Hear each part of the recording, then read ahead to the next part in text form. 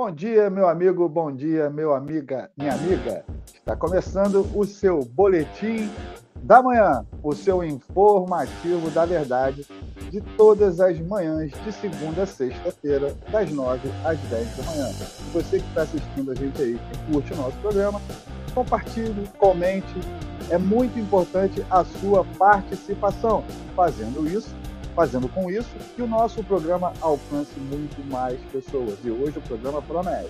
A pauta está quente. E eu quero convidar meus amigos de bancada para abrilhantar esta manhã de quinta-feira, dia 29 de nove de 2023. Quero chamar aqui meu amigo Leonardo Leão. Bom dia, Emi. Bom dia a todos da audiência que nos acompanham em mais um Boletim da Manhã. Muitas notícias e hoje peço que vocês acompanhem até o final, se inscrevam aqui no canal da Sou Mais Brasil, compartilhem aqui essa live, porque tem muita notícia que você não vai ver na mídia tradicional, só vai ver aqui no Boletim da Manhã. Exatamente. E dando sequência aos nossos amigos de bancada, quero chamar meu amigo Daniel Rodrigues, que está em trânsito a caminho para cá. Vamos ver se ele vai entrar. Daniel, você está por aí? Bom dia, estou por aqui, chegando aqui no estúdio, que o trânsito da cidade é complicado, mas desejar um bom dia aí, vamos para mais um Boletim da Manhã, e esse com notícias bombásticas, com revelações que você não verá em nenhum jornal do consórcio Paz do Hélio. Vamos embora. Exatamente. E direto de Foz do Iguaçu, nosso amigo Pedrão. Seja bem-vindo, Pedrão. Bom dia, Gui, bom dia, Leonardo Leão, bom dia, doutor Daniel Rodrigues, bom dia a toda a audiência do Boletim da Manhã. Hoje vamos para um dia importantíssimo. Hoje tem festa, né? Tem festa do STF e vamos embora para as pautas do dia. Bom dia a todos.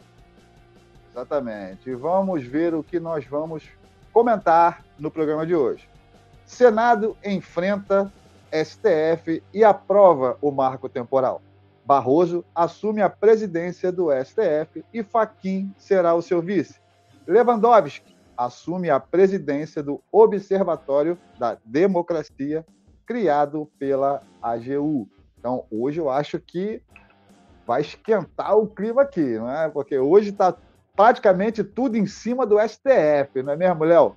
Léo, vou começar com você, seu comentário aí, sua análise. STF aprova o marco temporal.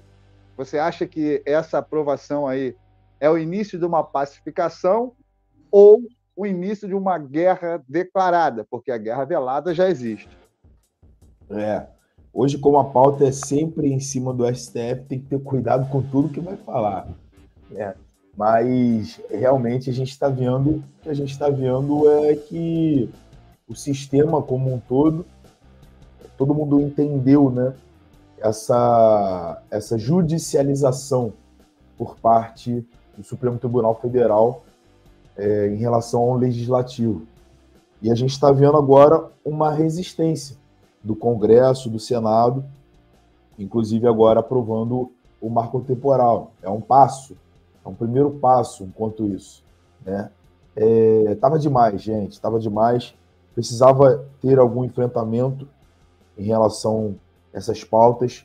Eu estou curioso para saber o que vai acontecer em relação agora à aposentadoria da Rosa Weber, que os dias estão se passando, e ela agora vai, no dia 2 de outubro, ela se aposenta. Então, querendo ou não, o Senado, o Congresso estão conseguindo barrigar isso, né?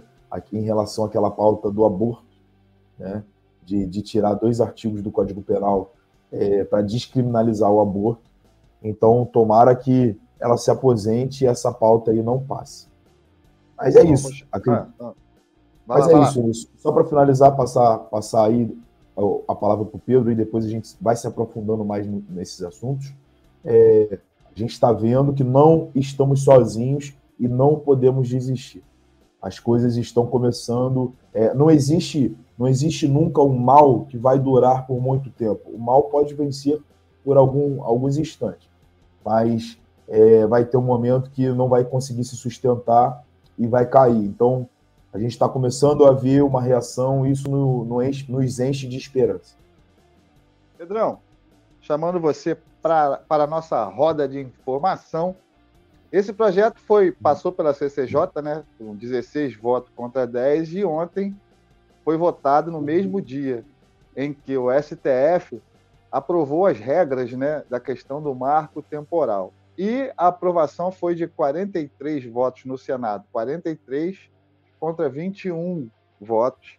Então, foi uma aprovação que foi elástica, né? Como é que você vê esse cenário aí entre agora um possível confronto direto? Porque se o STF discordar do Senado, como é que vai ficar? Como é que você acha que vai ficar essa confusão a partir de agora? Eu vejo que a gente está realmente vivendo sobre uma tensão muito grande, mas a resposta do Senado ela é positiva, porque quando a gente discute o marco temporal, a gente está falando de uma causa importantíssima para o agronegócio brasileiro. E aí a gente vai falar de um dos maiores PIBs que a gente tem. A maior parcela do PIB brasileiro hoje está relacionada ao agronegócio. Então, é muito importante essa discussão, e os senadores, como representantes da sociedade, entendem muito bem, acredito eu, que mais do que o STF, sobre o impacto que isso pode causar para a sociedade como um todo.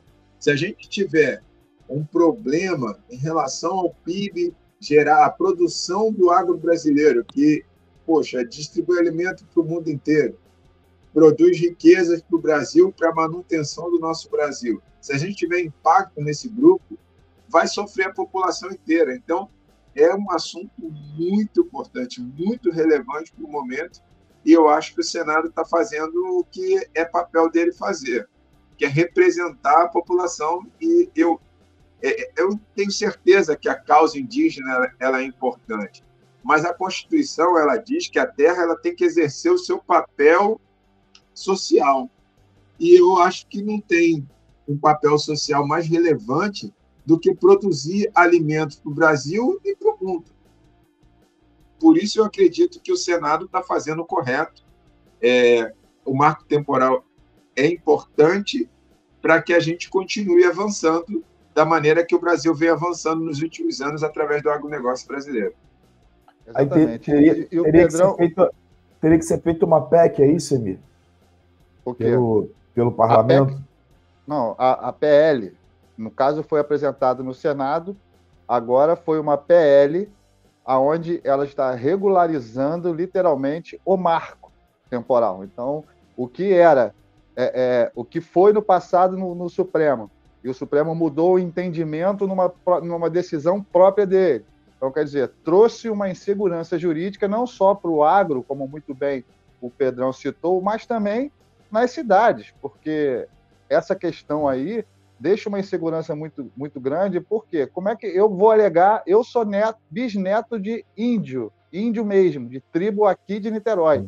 Então, quer dizer, a minha bisavó era uma tribo de São Gonçalo. Então, eu sou descendente de índio. Então, eu quero lá o Alcântara para mim, pô. A minha tribo era lá, eu quero o Alcântara. Eu sou dono. Entendeu? Então, fica uma insegurança. Eu vou chamar o Daniel. Eu ia chamar, mas acho que teve um terremoto lá. Daniel, tá aí? Tá tudo bem com você, irmão? O áudio.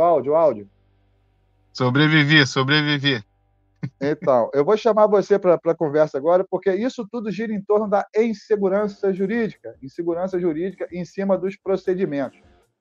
A gente tem visto aí relatos não só do pessoal do agro, mas também, não o agronegócio no campo grande, mas a agricultura familiar, o proprietário de terra que tem em áreas que podem ser ditas indígenas ou não. Então, gerou literalmente uma confusão.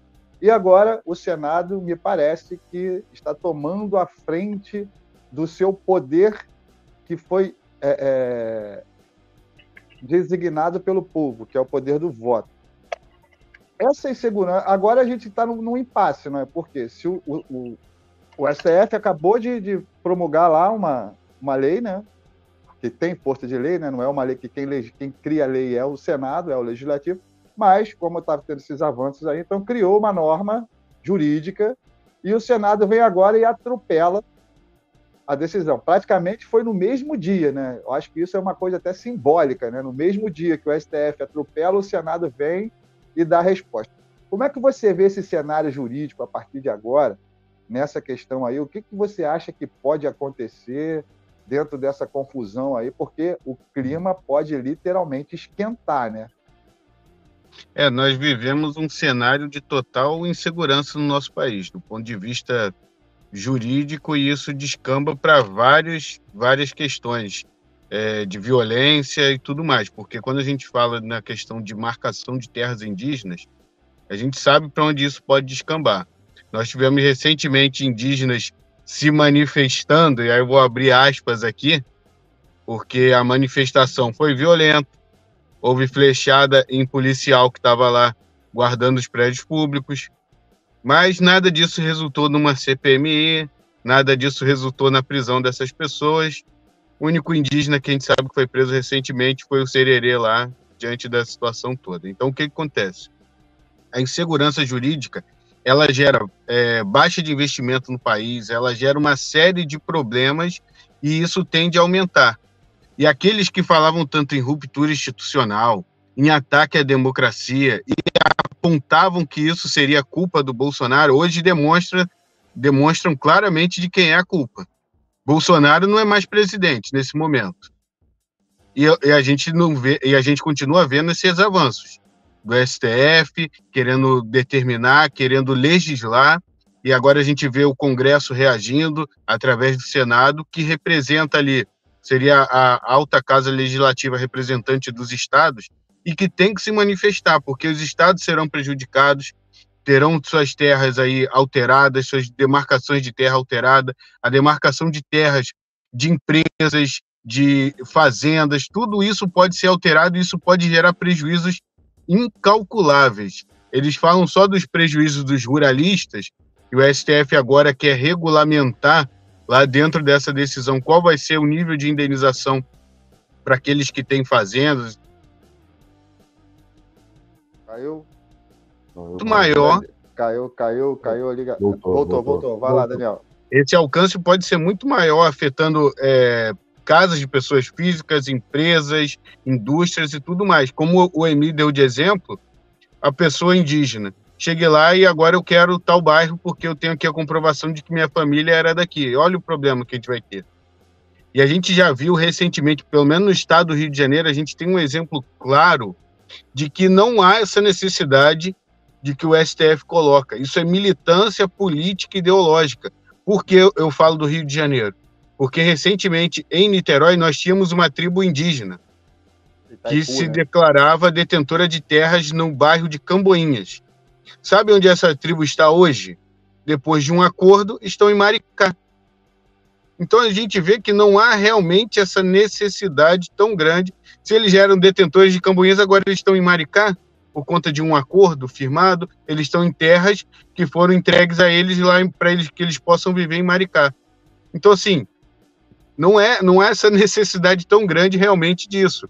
Há acordos que podem ser feitos para que os indígenas possam ter suas terras ali demarcadas, e a gente já tem a Constituição demarcando isso. O que o STF fez foi quebrar toda a segurança jurídica que existia com relação a esse tema e trazer uma total insegurança. Quem vai querer investir no Brasil depois disso? É complicado. Exatamente. Eu vou te chamar para a roda aqui, porque existe uma pressão muito grande das ONGs, né? Porque essa demarcação de terra indígena, você tem uma área muito grande do Brasil por uma população indígena muito pequena. Existem aquelas tribos que querem ficar isoladas, que tem na Amazônia, na mata lá, que eles não querem contato com a civilização. Essa turma está resguardada. Agora, o que a gente vê é uma militância, e essa questão das ONGs, que também está circulando essa CPMI lá, a CPI das ONGs, que vai rodar lá, está rodando no Congresso, tem provado o interesse na mineração ilegal, no garimpo ilegal, né? Nessa questão, o tráfico que usa essas terras. Então, existe um interesse muito forte, exatamente, para poder acabar com o agronegócio, né? Vamos colocar assim, dificultar e também abrir margem para isso. Num país onde tem 15% da sua população, para meio de seu território, para 0,5% de população, você acha que esse confronto aí, como bem o Daniel falou, ideológico, é muito mais uma cortina de fumaça para interesses obscuros de uma agenda globalista aí, no caso? Como é que você vê essa questão aí, até dessa disparidade, né, de número de terra e pessoas? Exatamente. É evidente que os indígenas vão lutar para o seu direito, vão lutar, como você falou, olha, eu tenho minha família, na minha árvore genealógica é indígena, então eu tenho direito a tal terra. Aqui em São Gonçalo a gente tem os tamoios, né? Que hoje tem a farmácia Tamoio, daqui a pouco vão falar que querem parte da farmácia Tamoio. Em Niterói vão querer roubar a estátua do Araibóia. Enfim, mas o que você falou é verdade. Na verdade, são métodos que são usados para controlar solos que também são solos produtivos. E a gente deu a notícia aqui relacionada à China. Também, o que está acontecendo. Como o doutor Daniel bem disse, é uma guerra muito mais ideológica do que uma guerra, de fato, em relação ao direito dos indígenas. Né? Exatamente. Então, quando a gente vê essa discussão acontecendo, se acalorando, e o STF fazendo uma queda de braço ali, a gente fica com uma pulga, uma não, mas 100 pulgas atrás da orelha, porque não é assim, o STF é bonzinho assim, será, com os indígenas? É só para isso mesmo? Então, realmente, acredito que, como você bem disse, existem interesses assim que são maiores do que apenas dar o direito ali dos indígenas a essas terras. São terras produtivas. A gente viu fala do Lula já chamando o agronegócio de fascista. Eles sabem que o agronegócio hoje é a maior potência do Brasil, que ergue o Brasil, né? Não só a segurança alimentar do Brasil, mas de outros países também parceiros, que a gente exporta grãos, a gente exporta milho, a gente exporta várias coisas. E realmente o que estão querendo fazer. Aí você busca as relações do MST, você busca agora essa questão dos indígenas. Então, isso tem método para poder tomar conta, né, do nosso solo produtivo. Exatamente. Até vou chamar o Pedrão aqui para dar uma sequência nesse papo, porque nós vemos nitidamente uma entrada dentro de um poder sobre o outro, né? E o Senado, como a gente tinha falado anteriormente, eu acho que está começando a tomar uma posição, não só relacionada ao marco, mas em outras pautas também importantes que tem que ser votada pelo Senado e pela Câmara, que é a casa que fazem as leis. Então, também está circulando uma PEC, né? É uma PEC que está circulando aí na questão da restrição, não restrição dos poderes do Senado, mas sim colocando o STF para fazer estritamente o que lhe é competente, que é cuidar das pautas constitucionais. É aquela questão que nós comentamos ontem também, mas a gente podia voltar nesse assunto, que é importante, a gente está frisando isso para a população saber o que está rolando nos bastidores lá do Senado e tal. Essa PEC vai regulamentar a relação. Muitos falavam que é uma PEC que vai criar um conflito, mas não, é uma PEC que apazigua. Coloca cada um no seu lugar. Nós temos... O Brasil é definido no seguinte, 3 poderes, que eu acho. O território, a população e as instituições. A população considera-se como um poder, porque é dela que emana o poder e é dela que gera a democracia, elegendo seus representantes.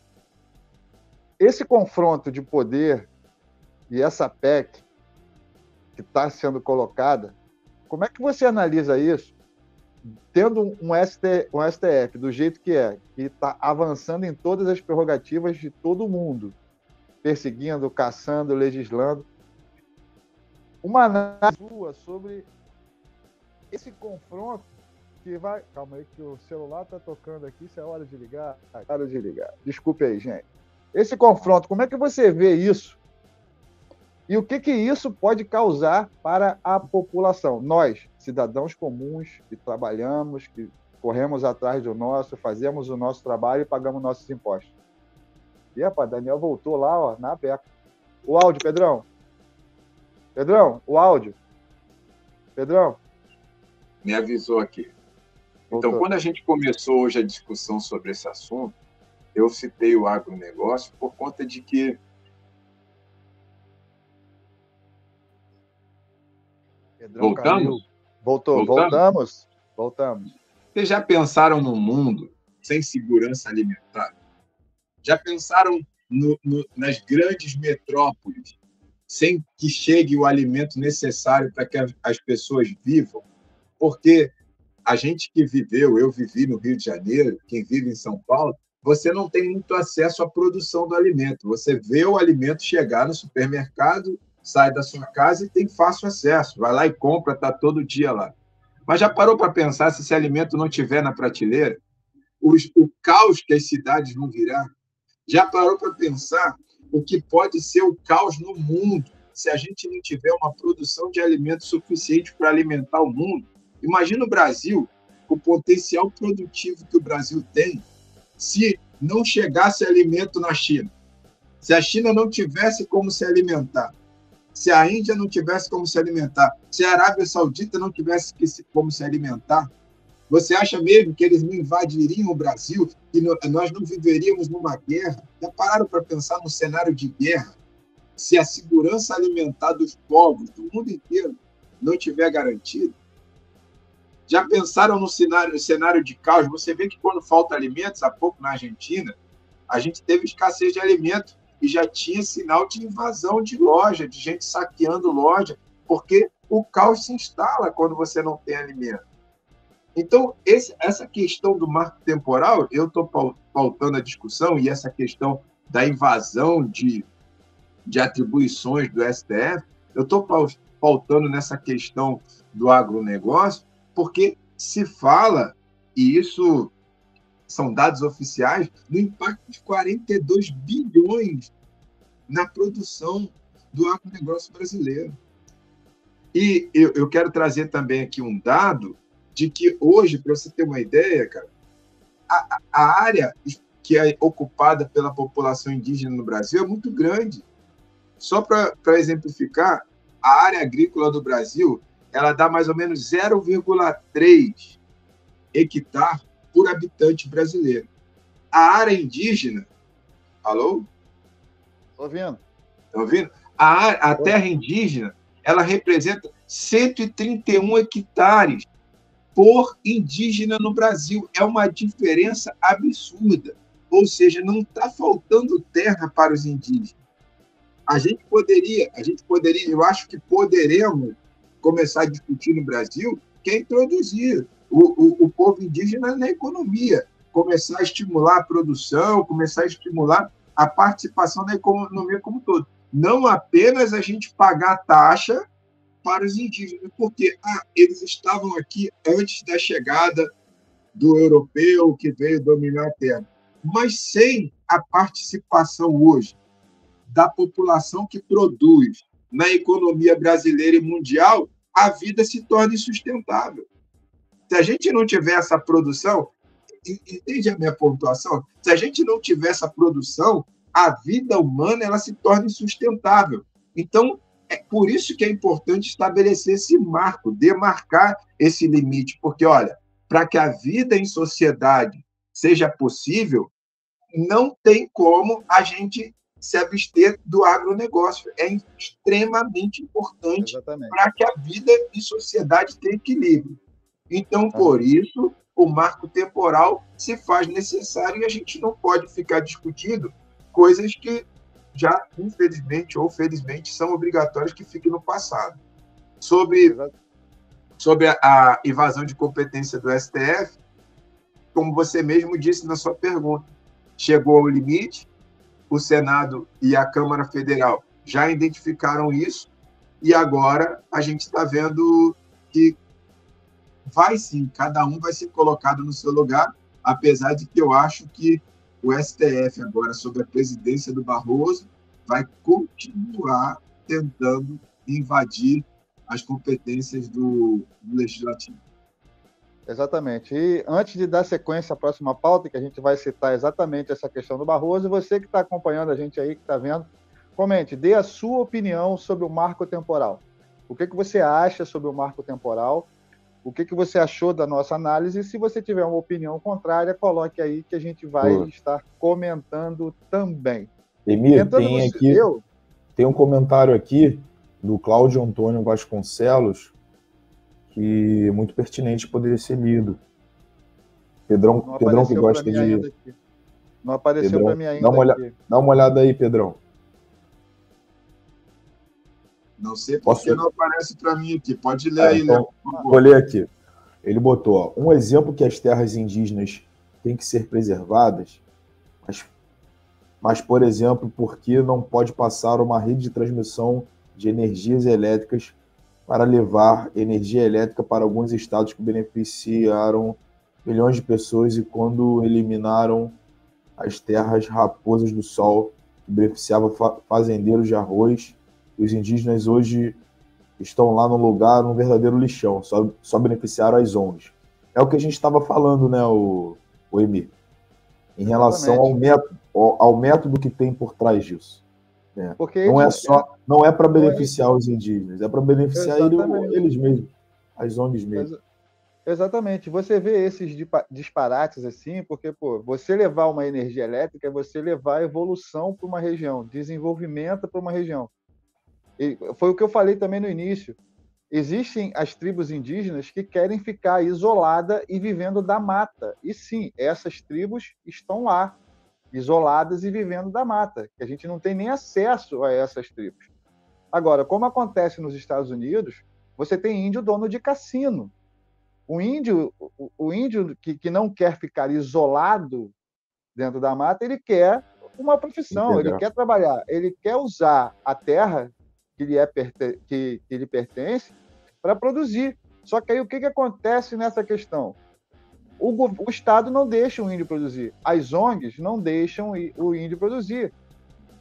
O desenvolvimento não pode passar porque é terra indígena. Então, cria-se um grande zoológico humano para gringo ficar batendo palma de lá, dos Estados Unidos, da Europa, para vir aqui ver o quê? Ver um índio no zoológico? Então, a terra indígena, para esse universo globalista, é o zoológico? Mas, na verdade, nós sabemos exatamente que o verdadeiro interesse está na mineração, no garimpo ilegal, nas riquezas que tem a Amazônia, porque essas ONGs que estão lá, que recebem dinheiro de fundos internacionais e não repassam para a tribo, porque nós estamos vendo hoje acontecer Yanomamis sofrendo com malária, Yanomamis desnutridos. Então, cadê o amor venceu daquela coalizão indígena, que tinha um monte de indígena lá com cara de Subiram a rampa. Subiram a rampa, mas de cara de índio não tem nada, aqueles índios fake, universitário com boné do Che Guevara e celular na mão, querendo brigar por terra, queimando pneu, como muito bem o Pedrão falou, não sei se foi o Pedrão ou foi o Léo, daquela invasão do índio lá, que eles tacaram flecha nos outros, tacaram fogo e pneu. Então, quer dizer, é uma inversão de valores. Agora, os verdadeiros índios, esses sim não estão tendo voz, porque o verdadeiro índio quer trabalhar, ele não quer ganhar um carro de uma ONG para ficar andando para lá e para cá, enquanto a ONG se enriquece na terra dele, que lhe é de direito no marco temporal da Constituição de 88. Emir, a gente volta atrás no tempo, os portugueses deram espelhos, né, para os índios, é o que estão fazendo agora. Dão lá uma migalhazinha também, é a história se repetindo, né, de forma contemporânea. Digamos assim. Estão dando um espelho retrovisor, né? A gente evolui e você olha para trás aí para você estar olhando o que você era antigamente e quer de novo. Mas vamos dar sequência à próxima. Vamos dar sequência à próxima. Presidente Bolsonaro, rapidinho, o presidente Bolsonaro falava tanto, olha, o índio hoje quer extrair um dente e não querem deixar o índio extrair um dente. Ele quer se integrar à sociedade como um todo. Falava tanto sobre isso. Mas é isso, vamos seguir para a próxima pauta. Vamos seguir a próxima pauta, porque a gente acaba falando sobre o mesmo tema também, porque o Barroso vai assumir a presidência do STF e o Fachin será o vice. E o Barroso assumindo, ele assume todas as pautas que estavam com a Rosa Weber. Vai assumir a pauta do aborto, vai assumir a pauta da droga e também vai entrar nesse embate agora na questão do marco temporal. Daniel, vou começar contigo, porque como a gente está falando de justiça, é bom começar com um advogado para iluminar a nossa mente juridicamente, né? Você tem aí um ministro que, literalmente, ele mostra o seu viés ideológico. Nós tivemos frases icônicas dele, tipo, nós vencemos o bolsonarismo, perdeu Mané, eleição não se ganha, se toma. Aspas, tá? Isso tudo foram frases do próprio Barroso, que tentou desmentir o que ele mesmo disse, né? Desdisse o que disse, mas não tem como, porque a internet não deixa desdizer o que disse. Como é que você vê, pelo perfil do Barroso, que vai ser essa nova gestão do Senado, do Supremo Tribunal Federal, aqui em nosso país? O que eu espero? O maior embate possível entre o Congresso e o STF. Eu espero que o Congresso não abaixe a cabeça para o STF, porque o ministro Barroso, certamente, seguindo a linha que ele sempre seguiu, se ele não recuar diante da reação do Congresso, nós vamos ter um STF mais militante do que nunca. Porque o Fux, que foi presidente recentemente, não era tão militante quanto o Barroso. A Rosa Weber, militante, mas não tão militante quanto o Barroso. Hoje, eu acredito que o que se tem de mais militante dentro do STF, militante ideológico de esquerda. E não dá para dizer que o ministro é isento, que não é de esquerda, porque ele vai num congresso de esquerda e diz que derrotou o bolsonarismo. Então, assim, não tem como negar isso. O mais militante hoje é o Barroso e o segundo mais militante é o Fachin, que impede a polícia de subir comunidade e também abraça as pautas ideológicas de esquerda. E, por coincidência ou não, ele é o vice-presidente do Barroso. Então, assim, vamos ter o Barroso presidente e o Fachin vice-presidente. A cerimônia está marcada para hoje, 4 horas. 1.200 convidados, vai ter aí artista de esquerda cantando o hino nacional, vai ter depois uma festa com ingresso de R$500, não sei se vocês vão participar, mas é um ingresso que não é para o povo, eu enxergo que não é para o povo. Eu sou persona não grata lá no Supremo. Vai ter show da Maria Bethânia, se eu não me engano. Maria Bethânia cantando o hino nacional. E vai ter depois a festinha com ingressozinho de R$500. Claro que R$500, mas é só os amigos ali, dos amigos. E o povo não vai estar presente. Vai ter ali a tal da representatividade da sociedade civil. Quem são esses? Presidente de ONGs ali, presidente, de repente, do MST vai estar por lá. Ah, vai, entendeu? Com certeza. Então, esses são os representantes do povo que estarão lá. Presidente de UNES, de MST, de todas esses braços da esquerda que dizem representar a sociedade, mas que não representam absolutamente nada a sociedade. A Rosa Weber fez um discurso passando o bastão, contando mais mentira do que nunca, dizendo que foi lá na Papuda, foi na Colmeia, foi lá com Alexandre de Moraes, eles oraram pelos presos, os presos aplaudiram Alexandre de Moraes. Eu acho que depende de qual ala que ele foi. Se ele foi lá na ala lá da galera do PCC, ok, eu até acredito que ele foi aplaudido, né? Mas se foi na ala dos manifestantes de 8 de janeiro... Não, segundo ela, foi na ala dos manifestantes do 8 de janeiro. E assim, se isso ocorreu de fato, que a gente não vai saber porque as câmeras devem ter sumido, acabou o contrato, o Flávio Dino não achou, aquela história toda que a gente já sabe. Deve ter sumido as câmeras de lá, mas se isso de fato aconteceu, acho que tem que tirar o pessoal de lá e colocar em algum tipo de hospício, de hospital psiquiátrico, porque assim, não faz sentido. Os caras vão lá, supostamente, segundo o próprio Alexandre de Moraes, foram lá para tentar depor ele, tentar derrubar ele da cadeira do STF, tentar contra a vida dele. E aí, depois que ele vai lá, prende eles, condena eles a 15, 17 anos, eles vão lá e aplaudem ele. Muito obrigado, Alexandre de Moraes. Você é o melhor que nós temos. Então, assim, algo de errado não está certo. Exatamente. E, assim, o Barroso é o mais militante, isso me preocupa nesse sentido, porque, assim, com certeza ele vai levar adiante a pauta do aborto, o marco temporal já está em andamento, outras questões provavelmente entrarão na pauta, e uma das principais que mais chama atenção hoje em dia é a questão do banheiro, do uso de banheiro feminino por homens biológicos. O Barroso já votou nesse processo, tem um processo em andamento no STF, ele já votou a favor disso, o Fachin também, os outros... Caiu. Atenção. Inclusive, o ministro... Por que eu falo que os outros ministros não são tão militantes? À época, o Fux segurou esse processo, falou que imagina um pai vendo um homem entrar no banheiro com a sua filha. O Fux falou isso à época. Não sei se hoje ele mantém essa mesma fala, mas falou isso à época, então esse processo parou.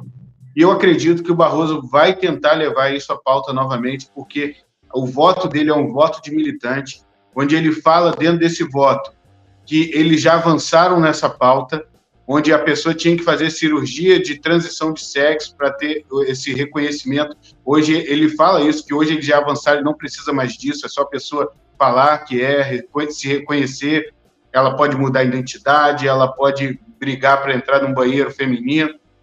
Então, ele afirma exatamente isso, que ele tem essa agenda e que eles já avançaram nessa agenda e que precisa avançar mais e que as mulheres, ainda que se sintam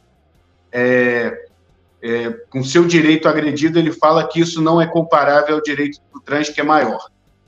Ele fala isso no voto dele, que o direito do trans passa por cima do direito da mulher, que ainda que a mulher se sinta constrangida, não se compara ao constrangimento do trans. Então, assim, é esse nível de ideológico que a gente vai ter na presidência do STF. E aí eu queria soltar uma bombazinha aqui, Emílio, se você me permite. À vontade. Se é furo de reportagem, é com a gente mesmo. Porque, assim, eu acho que é algo que tem que ser discutido na sociedade brasileira, que é os ganhos de um ministro do STF. Extrapola aquilo que é o razoável. Extrapola aquilo que é o que seria o razoável dentro da sociedade. A gente tem ministro no STF, o salário deles é o teto constitucional, 41.600, eu vou ler aqui na íntegra para não dizer que tem fake news. O salário de um ministro do STF é R$ 41.650,92. Você inclui nisso um abono permanência de R$ 6.802,07. Fora outras questões que eu não vou adentrar o mérito. É lagosta, é pessoa para segurar o guarda-chuva. Então, assim, gera gastos absurdos. Caiu. Caiu? Eu acho que o STF tentou derrubar aí, que você ia... Não adianta, eu vou falar. Vem informação mais quente aí, aí. É 41.650,92 só no STF. E aí você tem agora o presidente do STF, Luiz Roberto Barroso, que também é professor da UERJ. Você sabia disso? Não sei se você sabia, mas ele é professor na UERJ. Falar com os alunos que vencemos o bolsonarismo. Isso, ele é professor na UERJ. Dá aula na UERJ todos os dias, durante a semana? No caso dele, ele é assim, que eu tenho conhecimento e que eu já pesquisei com outras pessoas, ele só dá aula magna. Aquela aula de abertura, onde, inclusive, recentemente, nós tivemos relatos de estudantes da UERJ, e eu posso afirmar isso porque eu estive no congresso da Abrajuc, e lá uma estudante da UERJ, que estava presente na palestra do Barroso, falou que o papel do STF hoje é empurrar a história, é determinar o que vai ser ditado na história brasileira. É que o STF é que tem que pautar a história brasileira, o rumo da história brasileira, o que não condiz com o que a Constituição diz. Mas, para isso, ele recebe um valor de R$ 17.298,96.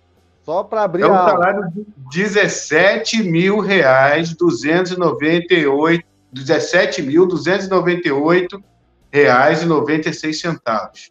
Vamos arredondar aqui por baixo, para não dizer que tem fake news. R$ 17.200. A UERJ R$ 17.200 o ministro presidente do STF recebe da UERJ.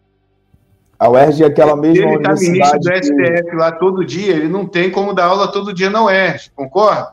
Evidente. Mas ele dá aula magna, uma aula por semestre, vamos botar aí. Na melhor das hipóteses, uma aula por semestre. E A leva UERJ é aquela Aula ou discurso mesma... político? Aula ou discurso político? Eu acho que é discurso político. Eu afirmo que é discurso político, isso não é aula de direito. Quando A você UERJ vai é para aquela dizer que o mesma- STF que vai determinar a história no Brasil, isso não é aula de direito, isso é aula contra o direito. Contra o A direito UERJ é aquela- brasileiro. Hein, Daniel?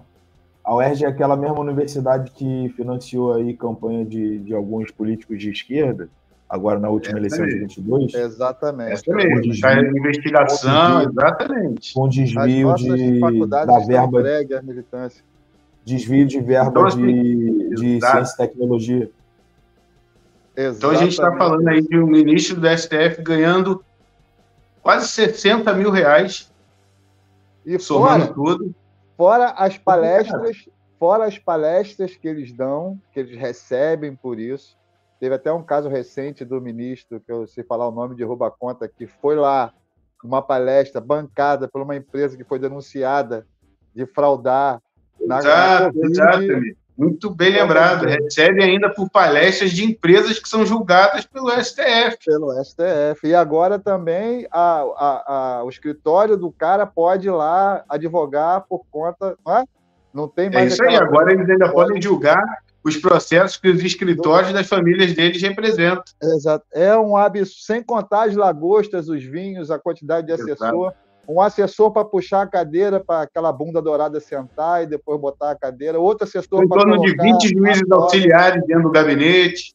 Exatamente. É um desperdício. Esses caras, eles vivem fora da realidade do povo brasileiro. Então, eles se sentem no direito, como você mesmo falou, que o Barroso vai pautar, reescrever a história, empurrar a história. Na verdade, ele está empurrando para dentro do povo, querendo reescrever uma história que já passou, ou reescrever a história passada para escrever, sim, uma história futura sem contar com o passado. Só pode dizer isso. Eu vou chamar Pedrão agora para a conversa, porque a gente ainda tem mais um assunto para tocar relacionado a essa pauta do Barroso, porque como o Pedrão está entrando no assunto, está citando e defendendo um grande defensor do agro, nós temos o seu vice, será o Fachin. Fachin foi garoto propaganda do governo Lula do MST. É um cara que, ideologicamente, ele defende esse movimento. Teve até vídeo dele no passado com bonezinho no MST, ele falando. E ele hoje é ministro do Supremo e é vice do Barroso. Então, quer dizer, eles alinharam toda a pauta identitária do gênero, que o Barroso vai levar isso adiante, e a pauta do movimento sem terra. Nós tivemos ontem uma cena ridícula no encerramento da CPMI, que eram os deputados do PT com boné do MST. Quer dizer, a ligação está aí, quem só não vê, quem não quer. Como é que você vê essa questão aí agora, né? A gente vai ter uma militante do MST na vice-presidência do Senado. Do Senado não, do STF. É o pior cenário possível, porque o MST realmente é um movimento criminoso dentro do nosso país. Movimento que invade propriedades, movimento que ameaça pessoas, movimento que passa por cima do direito das pessoas. É um movimento que não deveria ter essa representação de pessoas que estão ali nas casas legislativas e, principalmente, de um ministro do STF, que seria, em último caso, em última instância, um responsável por julgar uma ação, e esse julgamento deveria ser um julgamento isento. De repente, cai na mão do Fachin uma ação de um produtor rural questionando uma invasão. E aí cai lá para ele julgar, sendo ele um representante explícito do movimento sem terra. Isso é um absurdo, porque a gente está falando de um movimento que já é considerado pela sociedade como um movimento criminoso. Mas não só criminoso, como hipócrita. Vocês sabiam que o MST agora está produzindo arroz? Já ouviram falar da produção do arroz do MST? Baratinho, baratinho. Não, Oi? existem políticos, Trabalhador, vai lá comprar. existem políticos falando que o MST é responsável por 70% da produção de arroz do Brasil, o arroz orgânico. Só que provavelmente sim, porque eles escolheram produzir um arroz que é pouco consumido no Brasil. Eles estão produzindo arroz para pessoa que tem muita grana. Eles estão conseguindo para a elite brasileira. Só para a elite. Exatamente. O arroz que Faria Loures, comedor de sushi, utilizador de sapatênis. Querido, aqui na nossa cidade, um pacote de 5 quilos de arroz, de um arroz bom, desse tipo 1, arroz branco, normal, mais comum, ele custa em torno de R$20. Um pacote do arroz do MST custa, em média, 5 quilos, R$45. E já tem alguns escândalos envolvendo venda de arroz diretamente para algumas escolas públicas, de algumas prefeituras questionáveis, sabe? Que já está sendo investigado porque compraram quilos e quilos do arroz do MST com valores absurdos. Então, assim, é uma galera hipócrita. Esse povo, já que eles trabalham com a parte social de quem não tem onde morar, e a gente sabe que é mentira, que a maioria dos invasores tem casa, moram em boas casas, assim como o representante do MST de São Paulo, Boulos, que vive uma vida muito boa e vive defendendo invasão de terra, a maioria desses militantes do MST tem casa para morar, mas querem invadir a propriedade alheia, querem ameaçar pessoas. Tiveram muita dificuldade durante o governo Bolsonaro, porque sabiam que os proprietários da terra tinham respaldo no governo caso tomassem uma atitude contra eles. E hoje, como a gente vem dizendo aqui ao longo da semana, esse governo, esse desgoverno de sem vergonhas e de hipócritas, sinaliza para esse grupo que, se eles fizerem alguma coisa e sofrerem represálias, terão amparo jurídico e do Estado. Exatamente. Léo, chamar você aqui para a roda, porque, como muito bem o Daniel e o Pedrão falaram, dá para notar que esses ministros vivem numa bolha, né? Eles vivem numa bolha com salários altíssimos, fora completamente da realidade de uma população.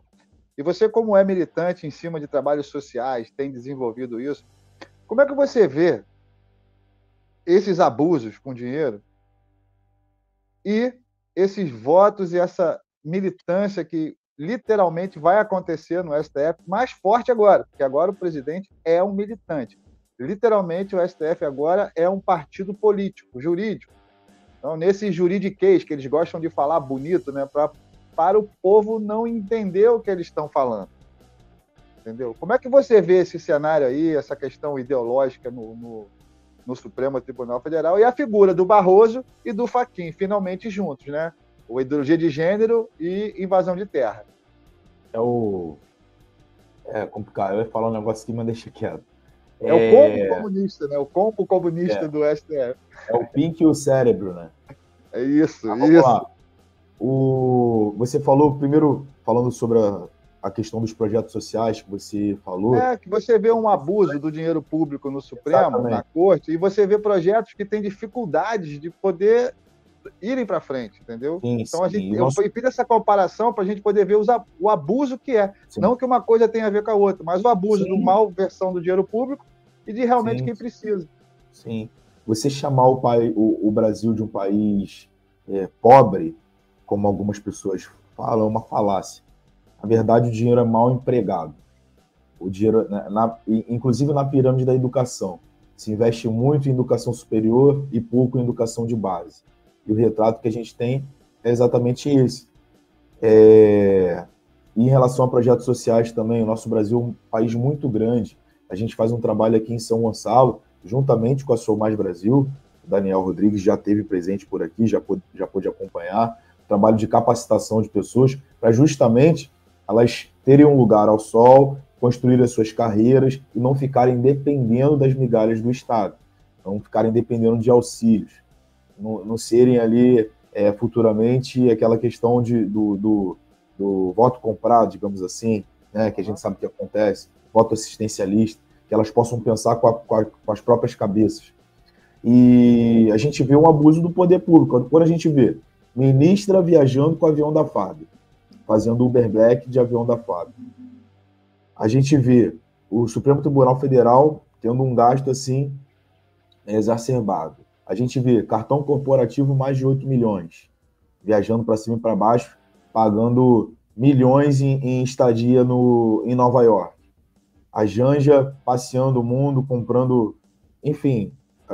E a gente volta, faz um panorama com a realidade do Brasil, que esse pessoal, você bem falou, é desconexo da realidade do Brasil. A gente vê, peraí, a gente não está vivendo no mesmo país. Cadê a prioridade? Quais são as prioridades de avanço, né, de desenvolvimento da nossa sociedade? Realmente a gente não tem. Agora, falando mais do Pink e o Cérebro, desses dois, do Fachin e do Barroso, é como se a gente, você bem falou, Emi, são dois, um é mais militante, o outro é mais, pega essa pauta mais jurídica, assim, mais técnica, de meio que elaborar mais as coisas, de enrolar mais as coisas. É como se a gente montasse uma chapa para uma prefeitura, por exemplo. Olha, tem esse aqui que é mais politicão, tem esse aqui que é mais técnico, vamos tentar juntar tudo. Foi isso que eles fizeram. A realidade é essa. E não poderia ter chapa ali mais militante do que essa. O Barroso, a gente viu aí ele falando que venceu o bolsonarismo, que perdeu o Mané, não a Mola. A gente viu a reunião dele em Nova York, agora na transição dos governos. Isso tudo já estava acertado. A gente vê que ele é um cara maldoso. Assim, gente, não tem como negar, não tem como tapar o sol com a peneira. É um cara maldoso. É um cara que sempre que tem oportunidade, ele falou, foi ele que falou, eleição não se ganha, eleição se toma? Exatamente. Também, aí depois, será que está filmando? Será que está com áudio? Pode ser que sim, pode ser que não. Então é o cara que está aí. Que tá geralmente, e justamente no momento que ele estava militando no combate ao voto impresso. Fez a advocacia partidária dentro do Congresso contra o voto impresso. E rindo ali nos bastidores, não é nada com ele. E vale lembrar que o Fachin foi o cara que deixou o Lula podendo concorrer às eleições, né? Deixou ele apto a concorrer às eleições. Aquela caneta ali tem poder. Deixou ele elegível. Doideira isso, né? Agora a gente tem o panorama que um presidente não pôde, está agora sem os direitos políticos, que é o presidente Bolsonaro, está correndo atrás de recursos para tentar reaver essa situação, porque questionou o processo eleitoral. E a gente tem um ministro, que hoje vai se tornar presidente do Supremo Tribunal Federal, que falou, eleição não se ganha, eleição se toma. Se o ministro falou isso, não cabe o presidente da República questionar o processo eleitoral? Aí vamos lá, vamos continuar esse paralelo. Agora a gente tem o vice, que é o Fachin, que deixou o Lula elegível, que foi condenado em 3 instâncias, que diante da lei da ficha limpa não poderia concorrer às eleições. E concorreu, então a gente vê uma inversão de valores, esse cenário, que, assim, é coisa de maluco, é coisa de House of Cards mesmo, né? É coisa de doido. Tamanha brutalidade que o sistema tem feito em relação à democracia do nosso país. Então, para finalizar, é o Pink e o Cérebro, são os dois mais que eu vejo com a mente mais maldosa, que são os mais militantes. E vamos acompanhar o que vai acontecer. A minha torcida é que realmente tenha um congresso contundente. Com a vinda desses dois militantes, agora a gente tem a possibilidade também de ter um congresso mais contundente. A gente está vendo essa sinalização e a gente não pode se omitir. É a nossa esperança. E eu acho que eles vão se perder também por aí. Eles se perdem por aí. Porque eles não têm como deixar de aflorar o lado deles militante. Isso aí já está ficando feio. Até para a própria esquerda. Exatamente. E dando sequência aqui para fechar com chave de ouro, sabe aquela cereja do bolo, que você coloca aquela cerejinha no bolo para finalizar? A quantidade de bizarrice que nós estamos vendo, ouvindo, noticiando, coisas que numa democracia sadia e normal, isso nunca seria notícia. Onde já se viu um STF ter mais palanque do que um Congresso, sendo que juiz se tem que falar nos autos, não altos, né? Vamos colocar assim, né? Não com a voz alta, vamos colocar assim, fazer essa brincadeira. E agora, para a surpresa, não de todos, mas de alguns, Lewandowski vai assumir a presidência do Observatório da Democracia, criado pela AGU. Seria aquele Ministério da Verdade que a AGU está criando em prol da defesa da democracia. Eu nunca vi a democracia ser tão estuprada como está sendo aqui no nosso país ultimamente. Quem é para defender a democracia está rasgando a democracia. Eu vou chamar Daniel aqui para começar esse comentário, sua análise, porque numa democracia, Daniel, numa democracia de verdade, não precisa de um ministério para dizer o que é verdade ou não. Nós já temos um ordenamento jurídico e uma Constituição que garante a sua liberdade e até aonde vai a sua liberdade. O que nós estamos vendo hoje são Frankenstein jurídicos, vamos colocar assim, para a população entender, Frankenstein jurídico para justificar um injustificável querendo impor uma condição que a própria democracia condena. Como é que você vê essa questão aí? A figura do Lewandowski e esse observatório da democracia. Então, vamos lá, alguns pontos. O primeiro deles, parece até que foi feito por deboche, essa criação desse lançamento desse Observatório da Democracia, porque hoje é o Dia Nacional da Liberdade de Expressão. E aí você cria um órgão desse para limitar a liberdade de expressão das pessoas. Só pode ser deboche. Para mim, é claro o objetivo desse órgão. Ele criou um Observatório da Democracia que tem ali o Lewandowski presidindo, mas diversos representantes, os ditos representantes da sociedade civil, aqueles que a gente já conhece, vão estar todos ali presentes e eles vão deliberar e gerar ali resoluções, gerar ali artigos, gerar estudos jurídicos e tudo mais. Não vão decidir nada, mas também não precisa, porque você já tem uma Procuradoria Nacional de Defesa da Democracia para agir. Então, o observatório faz o relatório dentro da AGU, exatamente. Você faz o relatório pelo observatório, entrega para a Procuradoria Nacional da Defesa da Democracia e essa vai para perseguir a liberdade de expressão das pessoas e cercear a liberdade de expressão das pessoas e implantar a censura no Brasil. Por quê? Porque eles é que determinam o que pode ser dito, o que não pode ser dito, o que é verdade e o que não é verdade. E isso fica claro quando a gente vê essas criações, essas bizarrices surgindo dentro da AGU.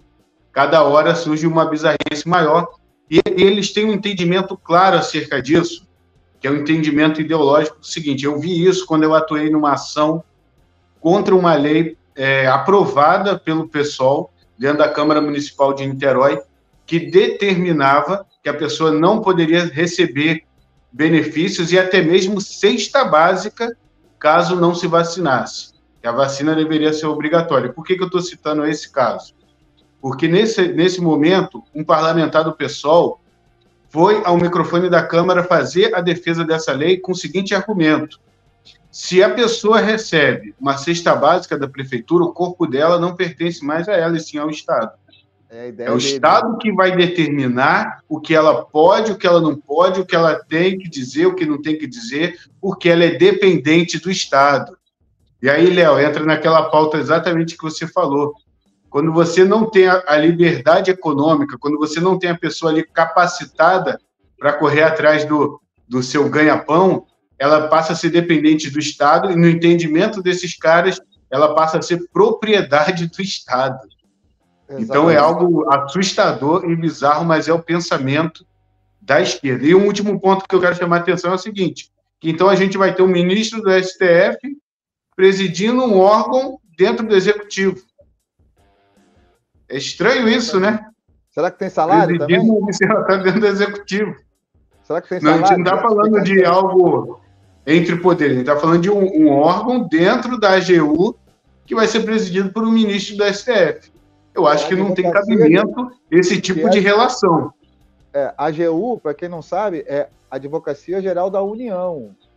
A AGU foi feita para defender o Estado, não é? Não para isso aí, os interesses da União, exatamente. A população, exatamente. Não para advogar para os membros do Estado, e sim a não, hipótese alguma. Eu vou chamar Pedrão aqui, que nosso tempo já está indo, já, mas nós vamos extrapolar um pouquinho. Pedrão, foi o Lewandowski que rasgou a Constituição no impeachment da Dilma, deixando ela apta para concorrer à eleição. A população deu o recado dela, né? Expurgou a Dilma da polícia. Agora, nós temos um cara que rasgou a democracia num observatório da própria democracia. Como é que você vê essa questão aí, Pedrão? Sua análise. O mais importante é a gente observar que democracia é um Estado de direito onde as pessoas têm liberdade de expressar o pensamento delas da maneira que elas querem. É isso que está na nossa Constituição, o direito à livre expressão do pensamento. Então, não cabe numa democracia, e eu me limito a dizer isso, não cabe numa democracia que haja um órgão que defina o que você pode ou não expressar de maneira livre. Se você tem liberdade... Agora, eu ouço você e você fala algo que não me convém, eu deixo de ouvir. Eu evito de ouvir. Se eu ligo numa emissora e vou assistir uma programação que não me convém, eu desligo, deixo de assistir. Se eu entro num canal de internet e vou ouvir ou ler uma informação que não me cabe, que eu acho que não é verdadeira, eu mesmo deixo de ouvir. Agora, pode ser que aquela informação que o ministro do Supremo, ou que um senador, ou que agora esse observatório da democracia julgue que é indevida, pode ser que ela seja interessante e fundamental para mim. Então, assim, você ter um órgão que diz o que é verdade dentro de uma democracia é totalmente antidemocrático, é totalmente contra a democracia. É um sinal direto, sabe? Não tem mais o que acontecer para a gente entender que há um movimento de abolição do Estado democrático no Brasil. Entendeu? Não é isso, doutor Daniel? Não, acho que não tem movimento maior, porque a Constituição ela fala claramente: o povo tem direito à livre expressão do seu pensamento. Gente, é o que eu penso, não é o que você acha certo eu pensar. Eu tenho direito a expressar o que eu penso. Você pode tapar o seu ouvido, aí é um direito seu. Você pode tapar os seus ouvidos e não ouvir o que eu penso. Agora, não pode, de maneira alguma, determinar o que eu tenho que pensar. Aí a gente está fugindo da democracia. Mas eu estou vivendo um momento importante onde eu quero continuar chamando a atenção daqueles bolsonaristas sensíveis e conservadores também, de igual modo sensíveis, que se abalaram porque a gente não conseguiu vencer as últimas eleições, porque a gente não conseguiu continuar no poder, e dizer o seguinte: a luta da gente ela é constante, diária, necessária e só está começando. Começamos a lutar contra tudo isso nos últimos 4 anos. E eu pontuo. Hoje o Supremo Tribunal Federal, o STF, tem 11 ministros. Desses 11 ministros, 9 foram indicados pela esquerda. 9 indicados, olha isso, 9 indicados pelo poder do PT. 8, né? 8 indicados pelo poder do PT e só o Gilmar Mendes, que ainda resta do tempo do Fernando Henrique Cardoso. Agora, é o último. A partir dali, são indicações de Lula e Dilma. Então, você vê o que a gente está enfrentando. E não dá, como eles citaram no Supremo há pouco tempo, a obra do famoso Maquiavel. Fale, Léo, fica à vontade. Sendo que um desses aí que não foi indicado por eles é o Alexandre de Moraes, que foi indicado por Temer. Exatamente. Tem o Alexandre de Moraes, mas indicado por Temer, que é da chapa Dilma, tá? O Temer não ganhou a eleição. O Temer é da chapa da Dilma. Ele não consegue passar batido. Temer é chapa da Dilma. Temer não ganhou a eleição para presidente. Ele concorreu na chapa da Dilma. Então, você vê que é um grupo, e ainda posso te dizer, o Temer indicou o Alexandre de Moraes, que era secretário de segurança do Geraldo Alckmin, que vem na chapa do Lula em 2022. Então, assim, é tudo Lula e Dilma. Eu acho que é tudo uma grande confusão. Não, é tudo Lula e Dilma. Não é à toa que a Janja está no papel de vice. Eu vou chamar agora, vai lá. Nós temos 2 indicações recentes numa corte poderosíssima do Brasil. Como eles citaram há pouco tempo lá no Supremo, foi discussão, a obra do famoso doutor Daniel, Eli e Léo, Maquiavel. Eu digo o seguinte, a gente tem que entender a verdade efetiva das coisas. Não é isso, doutor Daniel?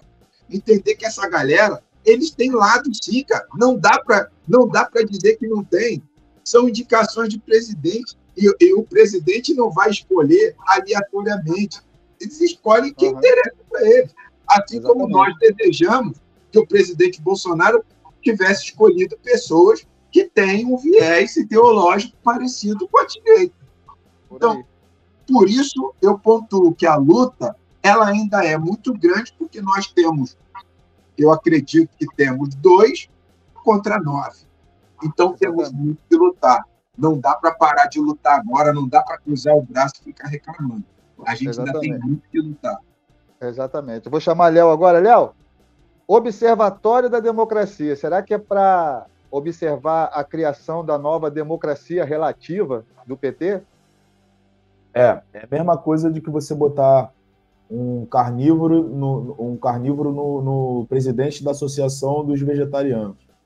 Exatamente. Não é? É isso? Pelo amor de Deus. Primeiro que estão tentando terceirizar a função do STF.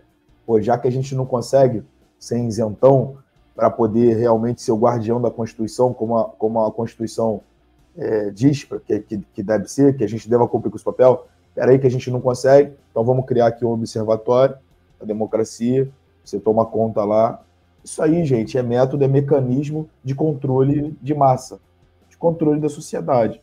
É a minha análise sobre isso. Eu não tenho muito o que me aprofundar sobre isso, não. É o que eu falei.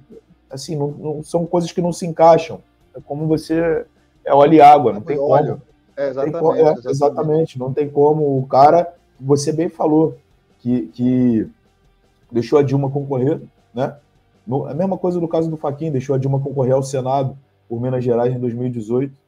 Uma presidente que tinha sido impeachmentada. Então ela já perde os direitos políticos automaticamente em 8 anos.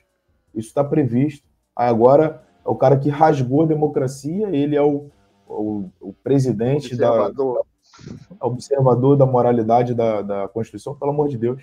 E dentro do que o Pedrão falou, só complementando, em relação aos 9-2, não é isso, Pedrão? Isso. Aí tem quem se engane ainda com o Zanin. Eu sempre falo, não se enganem com o Zanin. Se a gente tem 9-2, o voto dele não é tão importante assim, porque ele ainda tem muito tempo. Se não for aprovado. Ele joga pra galera ainda. Ele é do lado de lá. A gente não pode se enganar, ele é do lado de lá. Ele foi indicado pelo lado de lá, ele é do lado de lá. Sim, mas tem uma galera que se engana. Eu sei, mas... O voto vencido dele. E ele tem 47 anos, se eu não me engano. De 47 para 75 anos, se não for aprovada aí a questão da aposentadoria por 8 anos, né? Do Supremo Tribunal dos Ministros, né? Que está em tramitação, não está, doutor Daniel? O Congresso está pedindo isso. Tá sim. Estão tentando. Se não for aprovado de 47 anos para 75 anos, tem muita coisa aí para rolar. Então, ele não me engana, não. E com certeza nós aqui do Boletim da Manhã estaremos acompanhando de perto cada fato em cima do lance para trazer para você a informação de verdade e análise, um ponto de vista conservador do que está acontecendo. Vou pedir as considerações finais dos meus amigos aqui. Daniel, sua consideração final aí. Eu vou encerrar aqui com uma frase, ou melhor, com o título de um documento que a China produziu, que é o seguinte: China, democracia... Foi só falar da China que caiu. Voltou? Cadê você, Daniel? Enquanto Daniel foi na China pegar o... Voltou, Daniel? Fala aí. China, democracia que funciona. Eu acho que o caminho que esse desgoverno tenta tomar é esse. Mas nós seguimos firmes aqui e amanhã estamos de novo aí no Boletim da Manhã, trazendo sempre a verdade. Vamos embora. Pedrão, suas considerações finais aí, direto de Foz do Iguaçu. Direto da terra das cataratas, da terra do Acre também. Eu digo para vocês o seguinte: continuemos na luta. A gente tem muita luta pela frente. Eu só quis pontuar isso aqui hoje. Vamos continuar lutando. A esquerda nunca desistiu de dominar sobre nós. E a gente não pode desistir de retomar o poder e continuar escrevendo um futuro para as nossas futuras gerações. Eu acho que é isso. Um bom dia para todos. Exatamente. Leonardo Leão, dê o seu rugido final aí para a galera. Como o Pedrão bem disse, a gente tem que viver essas questões ideológicas e ter o olho aberto contra a maldade de quem prega o comunismo, o socialismo 24 horas por dia. Temos que estar vigilantes. E aqui no Boletim da Manhã a gente começa o dia informado, diferentemente aí de você ligar no Jornal Nacional, ligar no Jornal da Record, porque aqui a gente não tem rabo preso, a gente fala a verdade. Doa quem doer. Então, é um prazer estar com vocês em mais um dia. E amanhã estamos de volta, né? Amanhã, sexta-feira, estaremos de volta aqui a partir das 9 horas da manhã. Exatamente. E para você que ficou acompanhando a gente até agora, meu muito obrigado por essa paciência de estar ouvindo. Mas nós da direita temos que ter paciência para poder, como o Pedrão falou, continuar numa luta que está apenas começando. Então eu quero deixar aqui meu muito obrigado e compartilhe esse programa. Curta, comente. Quanto mais comentário e participação tiver no nosso programa, mais pessoas irão alcançar a nossa informação, o nosso recado e a nossa maneira de conservadora de ver o que está acontecendo no Brasil e no mundo. Então fica aqui meu muito obrigado a todos, e Deus abençoe a quinta-feira de todos vocês, e até amanhã, nós temos um encontro marcado, 9 horas da manhã, no Boletim da Manhã. Um beijo, Deus abençoe a todos e tchau!